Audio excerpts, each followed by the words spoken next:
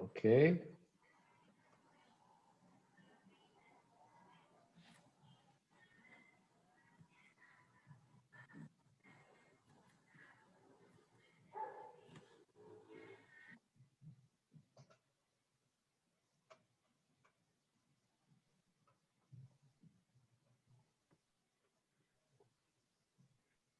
Vamos checar se a gente já está ao vivo? Olha, eu recebi um aviso aqui dizendo que está ao vivo no Facebook. Já está ao vivo no Facebook, então vamos começar o nosso webinar. Pelo menos o aviso aqui do Zoom foi esse. Ok. Verdade, já estamos ao vivo aqui. Tô vendo Beleza, então. Então, boa noite, pessoal. Eu sou o Roberto Rachevski, presidente do Instituto Liberdade. Eu tenho o prazer de levar ao ar mais este webinar, é o nosso 15º webinar, a 15ª live do nosso Instituto, cujo tema é Parlamento, onde é escrito o nosso futuro. Para conversar sobre este importante assunto, convidei 2 integrantes do Parlamento Gaúcho, os deputados estaduais do Partido Novo, Fábio Osterman e Giuseppe Resgo. Sejam bem-vindos, meus amigos. Obrigado. Antes de entrar no tema propriamente, mas já direcionando minhas palavras para ele, eu gostaria de fazer um esclarecimento que eu acho necessário. O Instituto Liberdade é uma entidade apartidária, não tem vínculos de nenhuma espécie com qualquer partido político, inclusive com o Partido Novo. Isso não significa que a presença do Fábio e do Giuseppe tenha ocorrido por acaso, por coincidência. Pelo contrário, existe uma relação causal entre a participação deles na política e o Instituto Liberdade. Como defensores que são do livre mercado, processo que entendemos ser o mais coerente com nossas ideias quando pensamos na coexistência pacífica, na cooperação voluntária ou na criação, produção e troca livre e espontânea dos valores criados pelos indivíduos, não podemos nos evadir e deixar de perceber a importância da política nas nossas vidas, enquanto existirmos no contexto social. A política é a arena onde os integrantes da sociedade, queiram ou não, verão ser impostas em prática a ética que se tornará vitoriosa no conflito das ideias que costumam passar necessariamente pelos parlamentos, onde o processo democrático, limitado ou não, acaba intervindo no mercado para tirar a liberdade dos indivíduos que nele interagem ou para garantir que a liberdade seja protegida, como de resto os demais direitos individuais, como o direito à vida, à propriedade e à busca da felicidade. Ou seja, dependendo da ética que prevalecer nos parlamentos, teremos indivíduos interagindo livremente entre si, almejando mútuo benefício, ou teremos indivíduos sendo intermediados pelo Estado, que tem a prerrogativa de monopolizar a coerção, impondo assim sua vontade. Os liberais passaram décadas longe do debate acadêmico, cultural e político. Foi através da iniciativa de alguns poucos que vimos serem introduzidas no Brasil as ideias liberais que há muito não se via. Hoje, temos uma profusão de instituições promovendo as ideias liberais, há dezenas de milhares de jovens tomando consciência da moralidade e, portanto, das vantagens práticas de se viver em uma sociedade livre, baseada na liberdade, na justiça e na privacidade. O capitalismo já provou por evidências empíricas e pela lógica que o corrobora, como teoria, ser o sistema social ou político mais adequado à natureza racional do homem. O capitalismo só será possível no Brasil se e quando a ética do individualismo se tornar predominante. Para isso é que me alegro ao ver liberais atuando na política e mais alegre ainda ao ver que a aceitação das nossas ideias tem sido crescente junto ao público jovem. É por isso que eu trouxe hoje aqui duas pessoas que são benchmarks dessa ideia. A ideia de que os jovens devem aprender o que significa ser um liberal e quais são as ideias liberais que nós defendemos, e também jovens que resolveram levar essas ideias para a arena da política. Fábio e Giuseppe estão aqui conosco e eu gostaria que cada um, e o Fábio será o primeiro a falar, depois o Giuseppe, gostaria que contassem um pouco sobre suas experiências de vida, como as ideias liberais cativaram vocês e o que os levou a entrarem para a política para defendê-las. Fábio, por favor, dá o teu testemunho. Depois o Giuseppe. Bom, eu aqui só vou assistir. Beleza. Boa noite, Rachevski. Boa noite a todos os amigos que acompanham. É um prazer estar na live do Instituto Liberdade, instituto do qual eu fui associado durante muito tempo. Me associei logo que descobri as ideias liberais, lá em 2005. Frequentava aquela sede ali na Santa Terezinha. Eu até achava engraçado, porque eu era uma das poucas pessoas que ia lá presencialmente. Os funcionários até achavam estranho. Mas eu ia lá, pegava livros na biblioteca, num tempo em que a gente não tinha essa facilidade de acessar conteúdos, né, de Google e livro online, etc. Então, sou muito grato ao Instituto Liberdade pela oportunidade de formação, participação nos saudosos colóquios do Instituto Liberdade, que muito enriqueceram a minha compreensão sobre o liberalismo e sobre o papel do Estado na sociedade, né? E também me deram uma oportunidade de refletir sobre os caminhos que poderíamos tomar para fazer do Brasil uma sociedade mais livre. E nesse sentido, eu demorei muito para me convencer de que era a minha hora de ingressar na política e de que o caminho político era necessário. Eu, claro, achava que era importante a gente ter pessoas na política, achava que o meu papel estava mais no campo das ideias, né? E inclusive, trilhei esse caminho durante muitos anos da minha vida, busco ainda trilhá-lo em paralelo, mas eu comecei minha jornada pelo liberalismo, como eu disse, ali pelos idos de 2004, 2005, nos primeiros anos da Faculdade de Direito da URGS, e só vinha concorrer pela primeira vez 11 anos depois, né? Então, foi um longo caminho aí, até eu não só amadurecer as minhas premissas, como também entender que era hora de eu dar contribuição na linha de frente, efetivamente, né?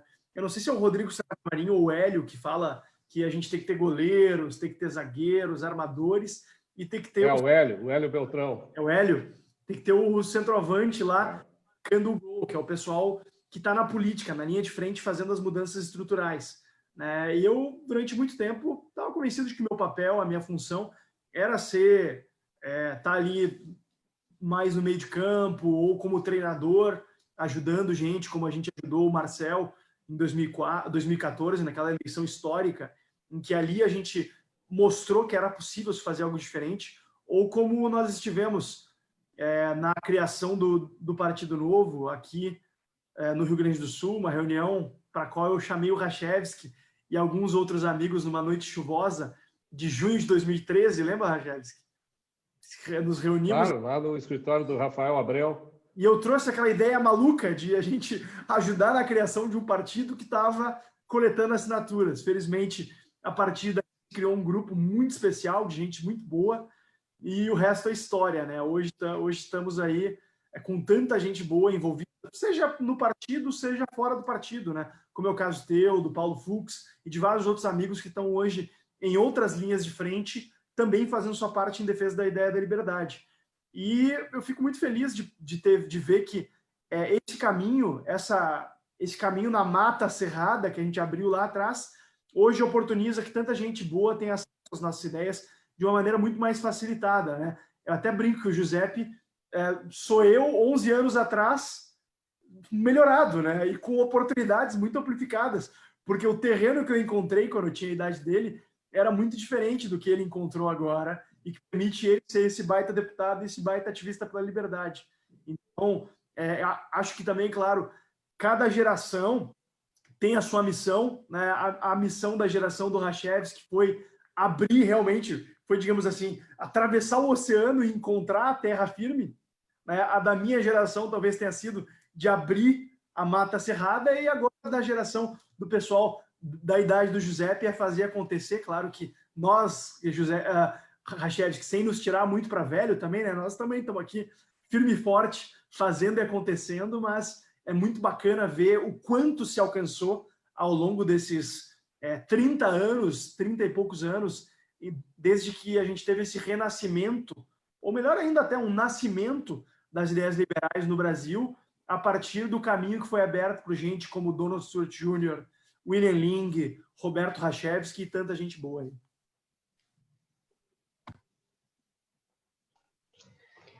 Vou eu? Vamos lá?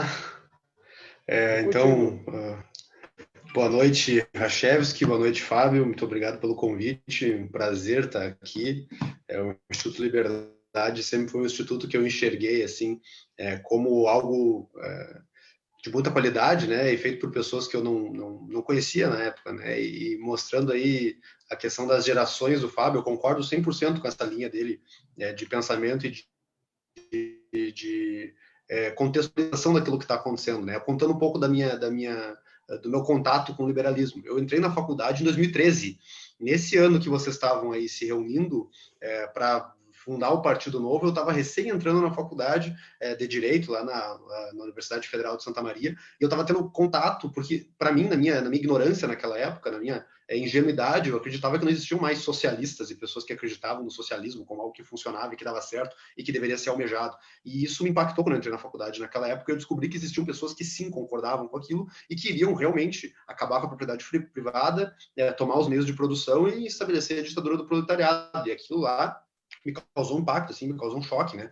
E aí, por conta disso, que eu comecei a estudar liberalismo e buscar ideias que fossem contrárias àquilo. E aí, a diferença que foi é que eu podia simplesmente procurar no Google, podia simplesmente procurar no Facebook, poderia simplesmente catar ali na internet tudo isso. E eu lembro que eu baixei no site do Instituto Mises Brasil o meu primeiro livro que eu li nesse meio aí, né? Que era o Cálculo Econômico sobre o Socialismo, do Ludwig von Mises, um livro mais pesado, assim, um pouco mais técnico, eu diria, mas que tu vê, na minha época já estava disponível na internet para baixar. Eu imagino como é que foi para o Rachevski, por exemplo, chegar nesses livros, se ele na minha idade, né? Naquela época, eu com que idade eu tinha? Eu tinha 17 anos naquela época. Imagina o Rachevski com 17 anos buscando esses livros. Imagina, né? Então, assim, para mim foi o primeiro livro sobre liberalismo que eu li, tu não era nem nascido, né? Eu acho que o Fábio também não. Então, imagina, né? Essa é a diferença. E aí, dentro da faculdade, claro que eu me envolvi com alguns grupos liberais, aí, principalmente o Clube Farroupilha, que é um grupo que faz parte do Students for Liberty, a maior rede de estudantes liberais do mundo. E dentro do Clube Farroupilha eu tive a oportunidade de exercer alguns cargos de liderança. Eu fui presidente do grupo, inclusive foi um palestrante nosso num evento de volta às aulas. O Fábio foi palestrante nosso no simpósio interdisciplinar Farroupilha. Então, tu vê, eu sou da outra geração, né? Eu já peguei o caminho um pouco já trilhado e mais facilitado pelas pessoas que vieram antes. E aí, eu acho que acabou sendo um processo natural para mim, assim, sair da faculdade já naquele fervilhão de ideias, naquele monte de gente já nesse caminho, com outras pessoas em volta, com o Partido Novo já se estabelecendo, e um partido que tinha um viés liberal, sim, que acabou me seduzindo por defender aquilo que eu acreditava. Acabou que foi um caminho natural, assim, se candidatar a deputado estadual em 2018, e eu tive a felicidade e um pouco de sorte também, e a competência, lógico, né, nada se faz sem competência, de conseguir me eleger logo na primeira eleição. Isso foi algo muito impactante e muito, muito legal para mim, né? Demonstrou que a ideia estava qual é aquela frase, Fábio, que a gente fala, nada é tão forte quanto uma ideia que chegou ao seu tempo, né? Algo nesse sentido. E foi mais ou menos isso, né? Se eu tivesse com uma plataforma de campanha liberal do jeito que foi lá em 2010, provavelmente não teria sido eleito logo na saída da faculdade. Tem uma junção de fatores, né? E aí acabou que a gente entrou no parlamento lá junto com diversas outras pessoas, a Brasil afora, que também defendem as mesmas ideias, e isso, claro, é fruto de muito trabalho ao longo dos anos aí, dos grupos, dos institutos, das pessoas que vão defendendo, só que a gente nunca pode achar que a batalha tá no caminho de ser ganha e afrouxar o nosso passo. A gente tem que seguir defendendo com fervor aquilo que a gente acredita, que a gente defende, que é nada mais do que um mundo mais livre, com mais possibilidades de oportunidades para as pessoas viverem uma vida melhor, uma vida com mais conforto, com melhores oportunidades para todos, para uma busca da felicidade efetiva. Isso a gente acredita que vai ser, sim, através da liberdade, através da propriedade, através da segurança jurídica, segurança institucional, com o império da lei. Ao meu ver, essa é o que os liberais querem, no fim das contas, é uma vida melhor para todo mundo, e isso só vai conseguir com esses institutos que a gente defende tanto aí. Sem dúvida. Você sabe o seguinte, que eu tive uma ideia de fazer com que o Instituto Liberdade se transformasse também numa espécie de hub liberal. Tá? Então, eu resolvi, por iniciativa própria, pegar o nosso canal no YouTube e fazer os links necessários para que a gente pudesse distribuir o material produzido por todas as instituições liberais que existem no Brasil. E eu confesso a vocês que eu estou surpreendido com a quantidade de instituições existentes. O trabalho que eu imaginava que seria fácil, ele é muito maior do que, na realidade, eu imaginava no início. E isso é uma coisa fantástica, né? Porque, assim como a gente sabe que a descentralização é importante, que a concorrência é importante, porque as pessoas acabam recebendo ofertas diferentes e se interessam, ora por um, ora por outra, hora por uma, hora por outra iniciativa, muitas vezes essa dispersão também dificulta um pouco o acesso às pessoas. E eu entendi que se o Instituto Liberdade, que uma vez já foi Instituto Liberal do Rio Grande do Sul, a terceira instituição liberal criada no Brasil em termos históricos, né? Primeiro veio o Instituto Liberal do Rio de Janeiro, depois veio o Instituto de Estudos Empresariais aqui de Porto Alegre, e depois o Instituto Liberal do Rio Grande do Sul, hoje o Instituto Liberdade. E eu achei que, como foi naquela época, lá na década de 80, seria interessante o Instituto Liberdade retomar esse papel, né, de instigador da promoção e da divulgação das ideias liberais pelo nosso país. Tá?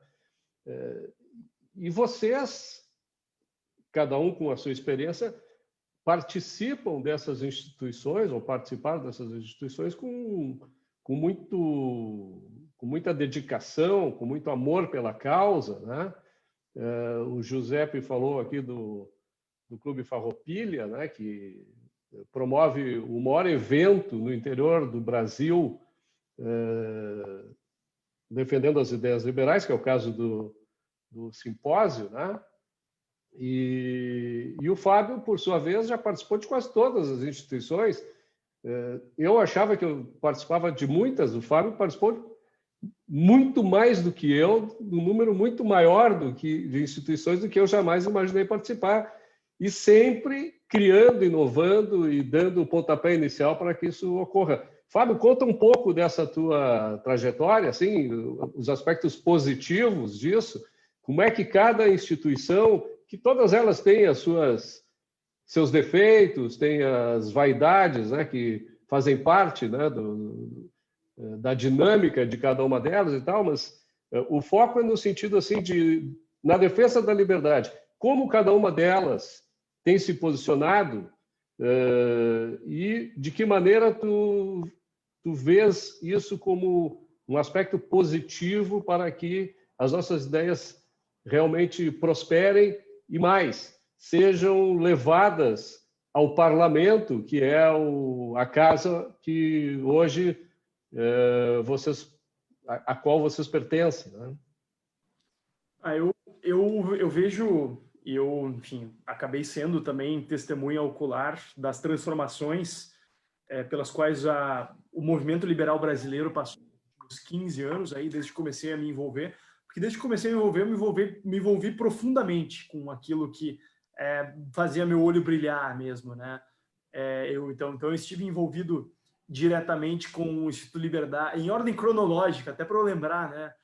Instituto Liberdade, eu tive envolvido com Libertários também, que era uma tentativa de criar, a primeira tentativa de criar um partido político realmente liberal aqui, que acabou naufragando. Hoje acho que ainda não é mais do que uma página no Facebook. Depois eu fui um dos fundadores do Students for Liberty aqui, que a gente criou como Estudantes pela Liberdade, depois acabou se trocando o nome também para padronizar com o internacional. Me associei ao IEE também, fui diretor de formação do IEE, fui diretor do Instituto Liberal, fui diretor do Ordem Livre, criei o Movimento Brasil Livre também, fundei o Novo aqui no Rio Grande do Sul, fundei o Livres, e acho que é isso. Mas uma coisa que eu nunca tive foi apego a cargo, a posição, etc. Quando eu achei que minha missão estava concluída nas instituições pelas quais eu passei o bastão, a abrir espaço para outras pessoas que tinham mais disposição, que tinham mais interesse, né? Porque eu acho que o importante é a gente manter a coesão e a coerência e a disposição para defender as ideias. Se tem gente que tem possibilidade de fazer melhor do que a gente, e se a gente quer também alçar outros voos, fazer outras coisas, acho que é importante também a gente estar 100% naquilo que a gente está fazendo. Então, eu nunca tive esse prendimento que algumas pessoas têm de não, é a minha instituição, eu criei. Nunca tive isso, né? Acho que o importante é a gente botar e empoderar a gente boa naquilo, para fazer aquilo que a gente acredita. E acho que hoje a gente tem um cenário muito interessante, porque a gente tem iniciativas variadas, descentralizadas, um cenário bem diferente do que a gente tinha na década de 80, né? Que por meio do Instituto Liberal do Rio de Janeiro começou a surgir vários institutos liberais Brasil afora. A gente chegou a ter, se não me engano, 13 institutos liberais no início da década de 90. Só que daí veio o governo Fernando Henrique e a gente achou... A gente não, o pessoal na época, né? Eu tinha 10 anos quando o Fernando Henrique foi eleito, mas o que eu sei, e talvez o Rachevski possa... Talvez não, com certeza o Rachevski tem mais condições de aferir isso do que eu, mas aparentemente as pessoas à época acharam que a história tinha terminado, que a batalha de ideias estava vencida.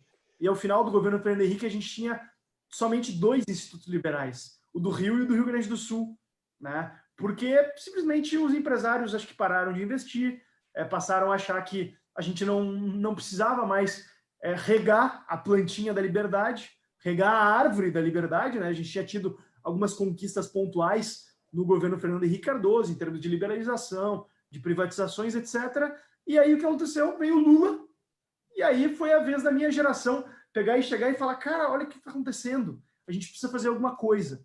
E a partir daquilo ali, daquela percepção de pessoas como eu, que estavam enraivecidos com o potencial de perda da nossa liberdade, a gente começou a ter muita gente boa Brasil afora se envolvendo com isso, e eu espero que agora a gente tenha realmente aprendido a lição histórica de que a gente não pode colocar todas as nossas fichas ou todos os nossos ovos num cesto só, acreditar que a batalha da liberdade está vencida. A batalha pela liberdade não está nunca plenamente vencida.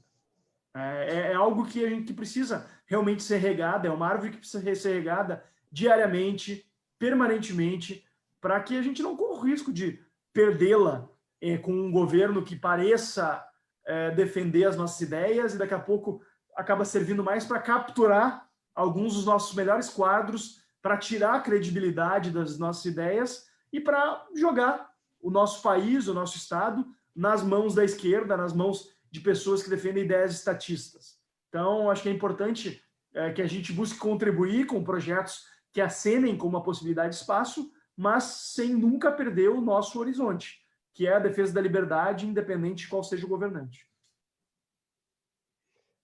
Para te dar o testemunho daquela época, eu lembro muito bem, porque eu participava tanto do Instituto Liberdade, Instituto Liberal do Rio Grande do Sul na época, e também do IEE.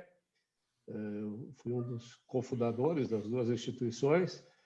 E no final dos anos 80, início dos anos 90, muitos dos liberais que participavam dessas entidades, majoritariamente o pessoal ligado ao comércio, né, porque os comerciantes tendem a ser os mais liberais de todos, né, por razões óbvias. Muitos desses liberais que lideravam esses movimentos, eles acabaram tendo que abandonar o seu trabalho por causa da situação conjuntural. No final da década de 80 e início da década de 90, por conta da inflação galopante, dos juros estratosféricos e dos planos heterodoxos, várias centenas de empresas de varejo quebraram, faliram. E muitos dos líderes dessas instituições acabaram tendo que abandonar o trabalho institucional de defesa da liberdade para cuidarem das suas vidas. E esse foi o caso que aconteceu comigo, inclusive.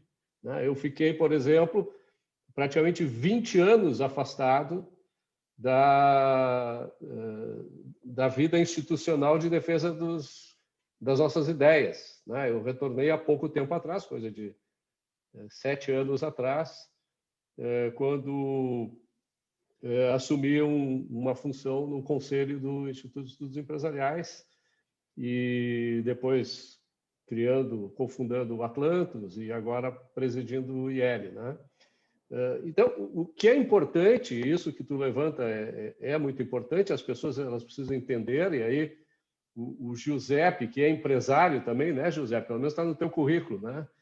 O que as pessoas precisam entender é o seguinte, que não basta a gente se desenvolver individualmente para ser um grande empreendedor, um empreendedor com todas as técnicas, com todo o conhecimento necessário, com toda a iniciativa, com todo apego à inovação que todo empresário, empreendedor precisa. Num país como o Brasil, onde o ambiente social, onde o ambiente de negócios, o contexto onde a gente vive é hostil, é tóxico para a iniciativa individual daqueles que querem criar valor, servir aos outros para criar valor também, enriquecer, é preciso que esse ambiente seja modificado. E a participação do empresário, ela muitas vezes acaba encontrando um dilema, porque a gente sabe que há empresários que moralmente defendem o livre mercado e há empresários que imoralmente defendem o corporativismo, a intervenção governamental para que o governo ofereça proteções como reserva de mercado, subsídios, privilégios, etc. Então, a importância da defesa da liberdade é fundamental e é um exercício necessário e constante, porque senão aqueles que querem, digamos assim, superar os desafios da existência, se aproveitando do Estado e da coerção que o Estado oferece, prevalecerão, e aqueles que realmente criam valor acabarão sucumbindo, como foi o caso desses empresários no final da década de 80, no início da década de 90, que naquele ambiente tóxico que a gente tinha, acabaram sequer podendo defender as ideias que acreditavam, muito menos levar adiante os seus negócios, que é a expressão daquilo que cada um acredita, na sua relação com a sociedade. Como é que tu vê isso, Giuseppe? Como é que tu vê os jovens tendo essa visão? Porque os jovens, eles adentram na faculdade, eles pesquisam e tal, muito com esse desejo, de ser um novo Steve Jobs, um novo Bill Gates, um novo empreendedor de sucesso, mas esquecem que no Brasil isso só será possível ou se o cara for competente para criar amarras ou laços com o Estado, ou então se o Estado deixar o mercado livre para que por mérito, os melhores realmente possam prosperar. Pois é, eu entrei numa faculdade que a tendência, na verdade, era o contrário, O Brasil, ele criou um incentivo muito grande ao funcionalismo público, Chaves? Recentemente isso aconteceu fortemente e as faculdades de direito aí são a expressão disso. Os meus colegas, a maioria, queriam fazer concursos públicos, tanto que eu acredito que a maioria deles agora, depois de formado, se mantém estudando para fazer concurso, porque é onde se consegue uma remuneração bem alta, em comparação com o natural do Brasil. E infelizmente, pelo menos eu não tive esse contato tão próximo aí na faculdade com pessoas que queriam ser o próximo Steve Jobs, Eu tive contato com pessoas que queriam ser o próximo ministro do STF, o próximo promotor, o próximo juiz, o próximo membro aí do funcionalismo público. Eu tenho uma percepção, assim, ultimamente eu tenho pensado sobre isso, Rachevski e Fábio, que me parece, eu tenho refletido sobre isso, né? Não sei se eu estou certo, não sei se vou trazer bobagem aqui, ou vocês já pensaram, mas me parece que a tendência, eu não diria natural, mas a tendência é que o Estado ele cresça sempre. A tendência é que as pessoas queiram que o Estado resolva os seus problemas, porque é a conexão lógica mais fácil e mais rápida, né? É algo que não precisa de muito pensamento e muita teorização. O Estado vai e resolve. Temos um problema, cria uma lei. Tem um problema aqui, o governo tem que resolver. Parece que é uma conexão lógica simples e rápida. E isso me parece, né, que a tendência, então, é que as pessoas queiram votar em políticos e candidatos que estão prometendo essas soluções fáceis. E aí isso faz com que o Estado acabe inchando e chegue na situação que a gente vê hoje.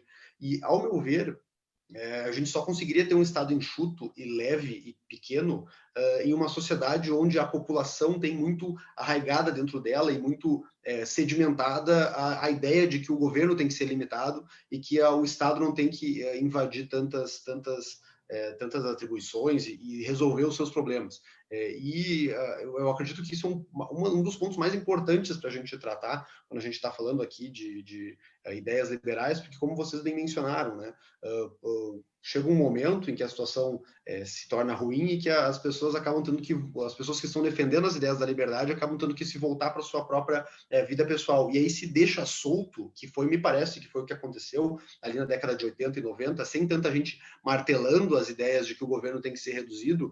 A tendência essa que eu mencionei, ela tomou espaço. E aí parece que é natural que comecem a assumir políticos com essa tendência de crescimento do Estado. Então, assim, por que eu trouxe tudo isso, né?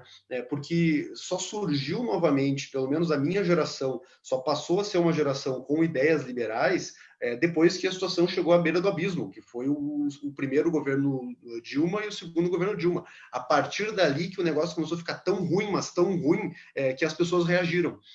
E aí o meu receio é que ao longo do nosso processo de tentativa de redução do poder estatal e redução dos gastos públicos, redução dessa ideia keynesiana aí, dos voos de galinha, etc., do investimento público, que dá um boom inicial, mas depois a conta vem, né? O meu receio é que a gente fique sempre sendo bombeiros aí, apagando pequenos incêndios, e aí a gente resolve um pouco a situação, e depois que a gente resolve um pouco a situação, a população esquece que foi a liberdade, o liberalismo e a redução do gasto público que chegou nessa situação e acabam se tranquilizando e deixando a coisa andar, como o Fábio mencionou aí dos anos 90. Entrou o Fernando Henrique, fez algumas atitudes liberalizantes, parece que o negócio começou a dar certo, e aí parece que a gente deu um passo atrás, achou que estava tudo bem e deixou entrar o Lula. É por isso que eu acho que talvez o ponto mais importante seja a gente se manter sempre trazendo o nosso ponto de vista e sempre trazendo essa reflexão daquilo que não se vê, né? Eu gosto muito do Bastiat porque ele fala daquilo que se vê, aquilo que não se vê,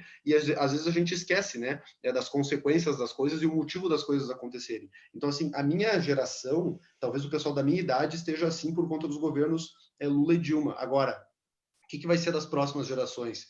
Será que o pessoal não vai achar que o Bolsonaro era um liberal e que o Bolsonaro está fazendo é liberalismo, e aí se tiver alguma consequência ruim, será que não vão colocar a culpa nos liberais, no liberalismo, e a tendência é que busquem governos populistas?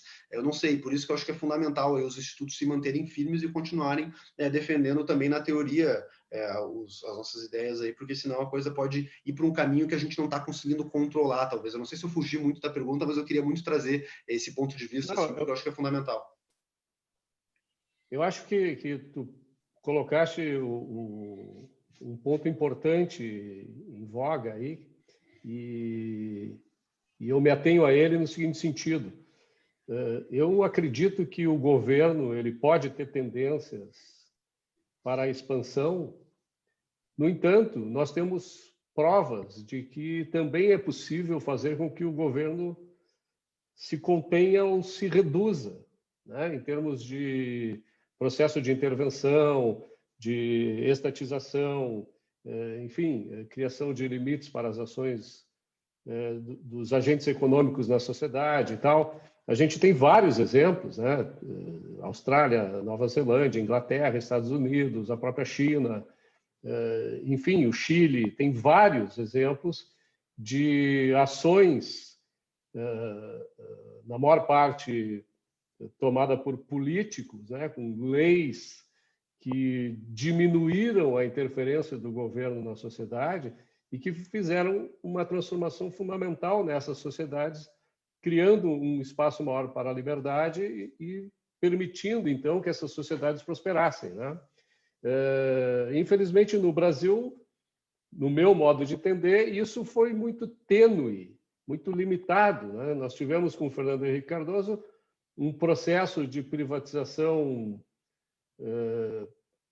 muito restrito, né? Nós tivemos o combate à inflação, ok, uma série de instrumentos criados para que a inflação fosse contida, porém não se criou paralelamente, não se institucionalizou, digamos assim, nos parlamentos partidos que defendessem as nossas ideias, né? Isso veio a existir apenas agora, principalmente com o Partido Novo, né?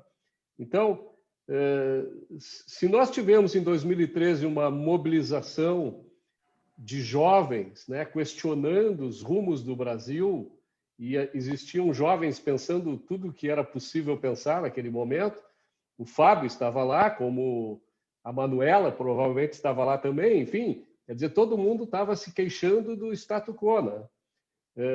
Mas os caminhos desenhados eram diversos, tá?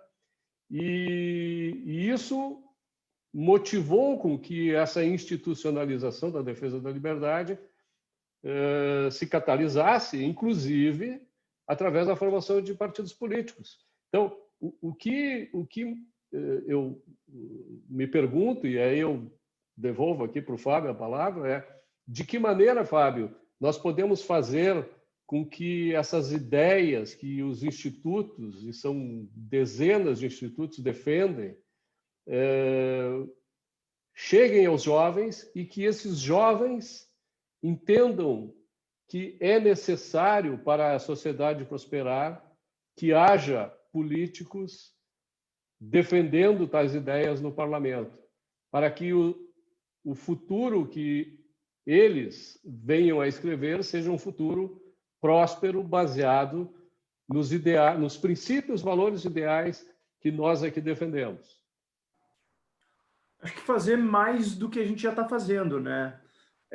Apoiar iniciativas Brasil afora, apoiar a gente jovem que está próximo de nós, que está a fim de encarar esse desafio, que tem, claro, a capacitação, tem a coerência, a solidez de princípios, né, para encarar esse desafio.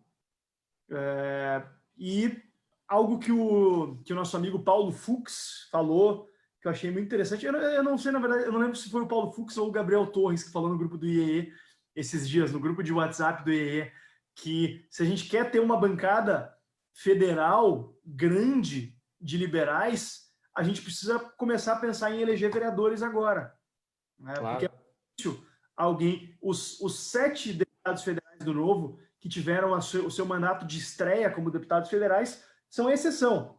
A regra é se começar mais de baixo. E mesmo no Novo, agora, a tendência é haver uma competição maior, né? Por mais que, obviamente, eles fizeram um trabalho excepcional de eleição e têm feito um grande trabalho na Câmara Federal, eles também chegaram num terreno que não estava tão... Não havia uma competição tão grande de quadros bem organizados para se candidatarem e se elegerem a deputado federal, né? Eu disse 7 porque, obviamente, o Marcel já tinha tido um mandato. Então, a partir de agora, obviamente, vai ter uma competição muito maior, mas também o potencial é muito grande para eleger bons quadros, para a gente ter uma representatividade efetiva na Câmara Federal que coloque os liberais como uma força política que não pode ser ignorada. E a gente está chegando lá. Dentro daquele ciclo de primeiro eles te ignoram, depois eles riem de ti, depois eles te atacam e depois tu vence. Já está sendo atacado.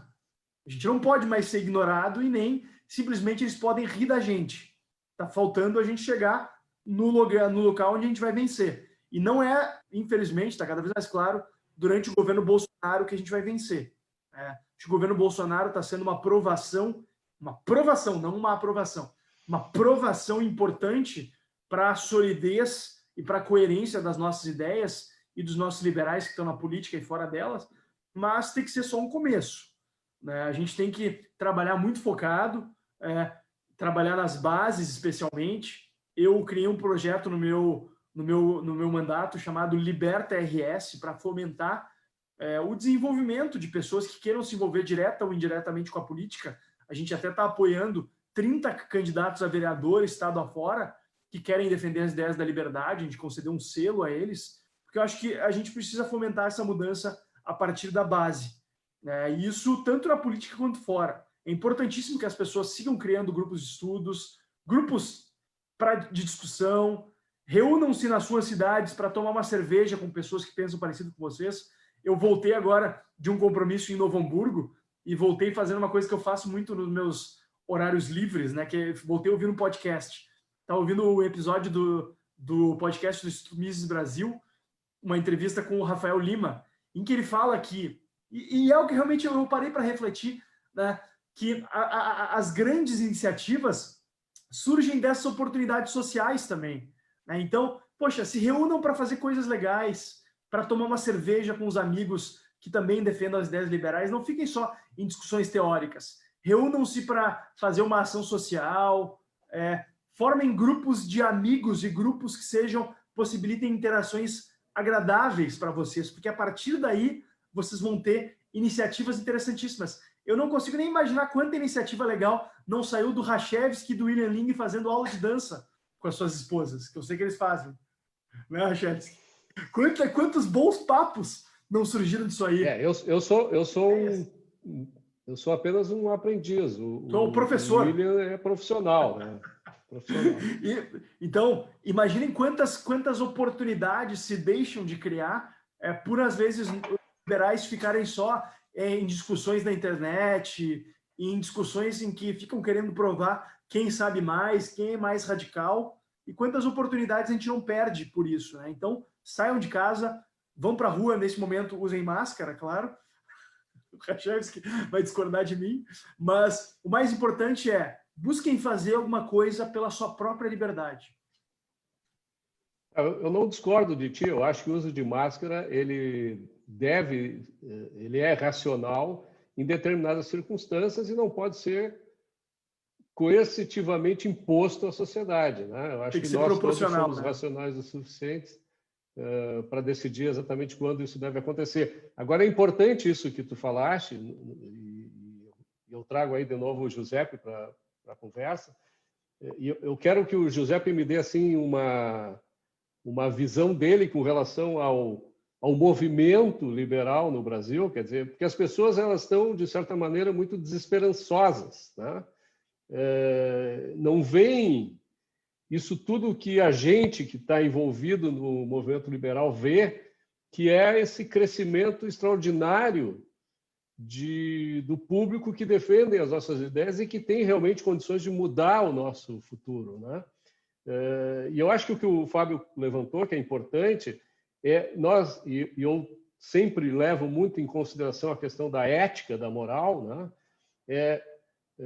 Se nós encontrarmos as pessoas com as quais nós compartilhamos dos mesmos valores, não há porquê nós entrarmos em conflito, e sim há a necessidade de nós estabelecermos um processo de relacionamento produtivo, né, que faça com que esses princípios, valores e ideais que todos nós defendemos sirvam para todos, sirvam para a nossa causa, deixando de lado eventuais vaidades ou narcisismos exacerbados, digamos assim. Então, é importante isso de nós aprendermos a conviver no dia a dia, no bar, no restaurante, na dança, onde for, sabendo que por trás da gente ou por baixo da gente há princípios, valores, ideais que nos unem e que nós precisamos defender esses princípios, valores, ideais como se a gente estivesse defendendo a própria vida, né? Então, como é que tu vê isso, Giuseppe, em termos desse grupo de pessoas que está entrando no mercado de trabalho, que está entrando nas universidades, que está passando a conhecer as nossas ideias, enfim, e de que maneira esse pessoal pode passar a integrar também as atividades no meio político, como tu e o Fábio são exemplos primorosos. Bom, eu tenho uma visão um pouco mais do movimento estudantil liberal, né, Rachevski, que eu não tive assim essa vivência que vocês tiveram aí nos grupos um pouco mais sêniores, por assim dizer, de pessoas que já estavam formadas. É desse que eu quero, é esse mesmo que eu quero saber. Tá, eu acho que o importante é o seguinte, cara, o mais importante, ao meu ver, é a questão do trabalho de base dentro da universidade e também dentro das escolas, tá? Dentro das universidades, pelo menos agora recentemente a minha presença lá na universidade, se percebe que vem muita gurizada já pronta do colégio, já vem militante socialista do colégio. O cara já chega na universidade assim, ó, o cara passou pelo como é que eles chamam aquela militância de colégio, secundaristas. Os secundaristas do partido, não sei o que, tem que estar dentro das escolas, o PT, o PSOL, esses caras estão tudo lá assim, ó. Faz parte do plano de carreira deles, isso aí. Exato. É baita plano de carreira, né? O cara é secundarista, aí demora um tempão para se formar, entra na faculdade, participa do movimento estudantil, participa da Uni, da UBS, da JB, sei lá os nomes que eles falam lá, depois vira assessor de um deputado, aí depois vira não sei o quê. Depois vai parar no bolso da JBS. É isso. É isso, né, cara? E a gente, Rachevski, a gente está longe disso aí. A gente está muito longe de ter isso aí. E se tem alguém que já entra na faculdade hoje em dia se conhecendo como liberal e se entendendo por liberal, é graças à internet. É graças a alguma influência que ele teve na internet. O Fábio mencionou aqui o Rafael Lima. O Rafael Lima é fundamental, assim, ó, para atingir essa gurizada mais jovem, tá? Então, o que eu penso? Rafael Lima do Ideias Radicais. Do Ideias Radicais, exatamente. O que eu penso? Assim, a gente tem que ter esse trabalho de base constante. A gente tem que estar atingindo pessoas quando estão no colégio, pessoas quando estão entrando na faculdade, e nunca achar que a batalha está ganha ou que as nossas ideias são as mais fáceis de se compreender ou que seria uma tendência natural de acreditar naquilo porque seria mais lógico. Eu acho que, na verdade, é justamente o contrário, como eu mencionei antes. É muito mais fácil uma conexão lógica errônea que se abraça no governo, no Estado, em alguém para resolver os seus problemas, do que toda a conexão que a gente faz do desenvolvimento da importância da propriedade privada, da liberdade, da garantia dos direitos básicos. É muito mais simples o cara pensar, não, eu preciso de alguma coisa, o governo me dá. Eu preciso que tal coisa seja resolvida, um político vai resolver. Existe um problema que a gente passa diariamente debatendo isso na Assembleia, né, Fábio? Às vezes é difícil até de conseguir demonstrar em poucas palavras por que não é criando uma lei que se resolve o problema X, Y, Z e por que os restaurantes, por exemplo, não tem que dar 30% de desconto para quem já fez uma cirurgia bariátrica. Ou por que não tem que ser obrigatório que o restaurante ou que o estabelecimento XYZ tenha que dar tal benefício, ou que o governo faça isso. Enfim, é diário esse debate, E é muito fácil de se deixar seduzir pela ideia estatista, é muito fácil de deixar se seduzir pela terceirização das responsabilidades. Então, eu acredito que o nosso trabalho tem que ser na base, porque se a pessoa se desenvolve intelectualmente desde o princípio, percebendo isso, que na verdade o dono da vida dela é ela mesma, e que a possibilidade dela conseguir uma vida melhor para ela, mais confortável para ela e mais um crescimento tanto econômico quanto intelectual, tudo vai depender dela e não do governo dar para ela ou do governo tirar dos outros e dar para ela. Se a gente consegue trazer isso como princípio da pessoa, aí a gente tem um bom caminho. Então, eu acredito que o nosso movimento estudantil tem que sair só da universidade e começar a entrar também nas escolas e começar a trazer essas argumentações, essas ideias para os jovens desde cedo. E também, Rachel, isso é um ponto que eu acho fundamental, assim, ó, voltando ali no time de futebol que o Fábio disse, né, tem os atacantes, na política, aquela coisa toda, fundamental os liberais estarem por todas as partes. É importante ter liberal fazendo curso de pedagogia na universidade, se tornando professor de crianças mais jovens. É fundamental o liberal estar fazendo o curso de matemática, o curso de história, o curso de filosofia e entrando também nas universidades, nas escolas e dando aula para as crianças, demonstrando, não fazendo doutrinação, né, mas pelo menos demonstrando o nosso ponto de vista e não deixar a pessoa se criar achando que o único ponto de vista é o ponto de vista socialista, o ponto de vista estatista, o ponto de vista de esquerda. Existem outros pontos de vista também e dá pelo menos para a criança olhar e pensar, opa, pera lá, não é só esse caminho que tem. E a gente tem que estar em todos os lugares. Por isso que a gente tem que também ter liberais aí que também estão no serviço público, que seja. Por isso que a gente tem que atingir mais pessoas e torná-las liberais e não pensar que é só na política, na ponta de lança, que a gente vai resolver esse problema e trazer um país melhor. Então, para resumir, assim, ó, a gente tem que estar em todas as partes, tá? A gente tem que estar em todos os locais e o movimento estudantil é fundamental para a gurizadinha sair já jovem, assim, vendo que tem outras oportunidades de pensamento e não só uma linha reta, assim, que o pessoal sempre segue. Sem dúvida alguma. Sabe que essa semana eu recebi um vídeo de uma amiga e apoiadora do movimento liberal, a Roberta Contro. O vídeo é da filha dela, Violeta, apresentando um livro da coleção Desbravando o Mundo Livre, que é produzido, editado e distribuído pelo Instituto Liberdade, onde ela apresentou lá no Colégio Israelita exatamente essas ideias que nós defendemos. Ela tem 13 anos ou 12 anos, é criança, né? E ainda com dificuldades, né, para entender o nosso vocabulário, né, o vocabulário que nós utilizamos, porque o vocabulário que a gente utiliza é muito objetivo, né? Traduzir as nossas ideias de uma forma lúdica é muito difícil, né? É tão difícil quanto tu convencer um jovem que é melhor ele correr o risco no mercado do que ele obedecer às instruções dos militantes de esquerda que vão garantir a ele, eventualmente, uma função no governo, né, com salário garantido e estabilidade, né? Quer dizer, isso é mais um motivo que ratifica o meu testemunho a respeito dos institutos liberais que desapareceram na década de 80, 90. Quer dizer, os institutos liberais eles não vivem do dinheiro público, do dinheiro do governo, né, tirado à força de cada um de nós, né? Quer dizer, é preciso que eles sejam mantidos, como é o caso do Instituto Liberdade, que vive de doações e de contribuições voluntárias para aqueles que acreditam nas nossas ideias, né? Bom, nós estamos chegando no encerramento da nossa live. Tem aqui não chega a ser bem um questionamento, mas eu acho que vale a pena a gente comentar, do Matheus Kupp, que diz: Manuela Dávila lidera as pesquisas em Porto Alegre, talvez para aprender a lição só chegando às últimas consequências.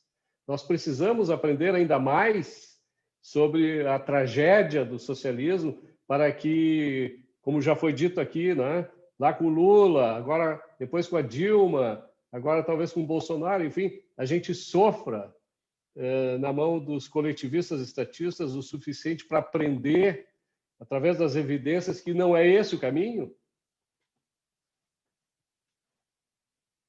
Eu espero que não, né? Eu espero que não tenhamos que ir tão longe, espero que o fracasso de Vizinhos já seja ilustrativo, né? Lamento que o povo venezuelano, o povo argentino tenha que passar por isso, mas que pelo menos a dor deles nos sirva de ensinamento sobre o fato de que a gente não pode brincar com esse tipo de coisa. Infelizmente, em Porto Alegre, esse ano a gente não tem nenhum candidato que representa as nossas ideias, diferentemente de 2016, né, quando a gente teve, mas infelizmente não estava pronto ainda, acho, para receber o voto dos porto-alegrenses. Mas eu não acho que a Manuela Dávila tenha chance de ganhar. Acho que é normal numa pesquisa inicial como essa o recall falar muito mais alto, né? As pessoas falam na espontânea e mesmo na estimulada o candidato que elas conhecem, né? E o que é relevante mesmo a essa altura do campeonato é a rejeição. Nesse aspecto, ninguém bate Manuela e Marquesan. Então, eu estou confiante de que a gente vai poder prestigiar alguma alternativa a esses dois, que a Manuela seria uma catástrofe completa e o Marquesan foi as oportunidades perdidas, né? Em um momento histórico de alinhamento da sociedade porto-alegrense, especialmente, em defesa de uma pauta mais liberal, em defesa de reformas que seriam mais liberalizantes para modernizar a nossa cidade, a gente perdeu várias oportunidades tendo um prefeito que, enfim, não tem sequer a estabilidade emocional para ocupar um cargo da responsabilidade que lhe confere, né? Então, acho que é uma pena, mas acho que também é uma oportunidade para nós amadurecermos a nossa percepção sobre a política municipal, nós como porto-alegrenses, né? Eu e o Rachevski, no caso, o José como santamariense, está com uma decisão difícil lá para o Santa Maria também, mas aqui acho que vale a gente fazer reflexão e buscar fazer um trabalho de formação, de base, para que em 2024 a gente não tenha opções tão ruins quanto a gente tem esse ano. 2024, tu quis dizer. 2024, isso. Não, 2022 a gente vai ter muitas boas opções. Não, 2024. Tu disse 2024. Pois é, Giuseppe. Esses personagens, né, nos assombram a cada eleição. Né? Nós realmente precisamos fechar esse armário, né? Não com censura, nem com tirania, né? Eu acho que realmente o que precisa é o que tu comentaste, nós desenvolvermos políticas adequadas para a nossa sociedade, porém, através do desenvolvimento cultural, intelectual, acadêmico e empresarial, né? De pessoas que defendam essas ideias e que realmente possam levar para os meios onde elas atuam essas ideias, esses princípios, valores ideais que nós todos defendemos. E uma coisa importante, eu acho que isso... Diga. Fala. Não, eu ia dizer que uma coisa que é importante nesse processo que tu está mencionando é a constância e a resiliência, entende? Porque tem uma alegoria que bastante gente faz e eu acho que faz todo sentido. A gente tende a parar nas pequenas vitórias, né? Então, assim, digamos que eu estou fazendo uma dieta, eu acho que digamos, eu perco 2, 3, eu acho que já tá bom. E o cara, quem nunca relaxou e deixou passar e achou que estava tudo bem, depois na volta ficou pior ainda, né? Então a gente tem que estar sempre de olho, sempre ligado e nunca achar que essas pequenas vitórias são a vitória final. A gente tem que se manter constante para poder atingir esse objetivo. Era exatamente isso que eu ia te perguntar. O que seria necessário para que a gente possa fazer com que isso se torne realidade, né? E isso que tu colocaste realmente faz parte do processo. Eu acredito que sim. Pessoal, eu queria agradecer muito a vocês a presença aqui. Espero que a gente possa repetir lives como essa em breve, tá? Com a presença de vocês. Desejo boa sorte aos nossos liberais que estão trabalhando na política para defender as nossas ideias. E aquilo que o Instituto Liberdade puder propiciar para vocês, e para aqueles que estão ligados a vocês, desde já eu coloco ele à disposição. Então, boa noite para vocês, muito obrigado por aceitarem o convite, muito obrigado àqueles que nos assistiram até agora. Eu lembro que esse programa vai ser postado amanhã no YouTube e, posteriormente, ele também será publicado no Instagram. Tá? Então, quem não viu, verá, né? Obrigado, Fábio. Obrigado, Giuseppe. Boa noite para todos. Obrigado, prazer. Grande abraço a todos. Até mais. Até amanhã, Giuseppe. Eu que agradeço. Valeu. Até amanhã. Falou. Abraço. Abraço.